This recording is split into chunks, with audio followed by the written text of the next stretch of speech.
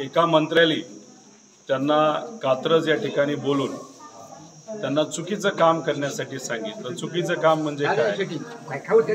एका टेंडरमध्ये हस्तक्षेप करण्यासाठी सांगितलं। एका जवळच्या व्यक्तीला टेंडर देण्यासाठी ते मॅनेज करा असं सांगितलं आणि मी करणार नाही हे जेव्हा सांगण्यात आलं तेव्हा त्या व्यक्तीला निलंबित करण्याचा प्रयत्न नाही तर तशी फाईल ही पुढे घेऊन गेले। आता ही जर व्यक्ती आरोग्य मंत्री असतील तर मग ॲम्ब्युलन्स घोटाळा याच्यामध्ये 5,500 कोटी रुपये अशा खेकडा प्रवृत्तीच्या व्यक्तींनी खाल्लेले आहेत।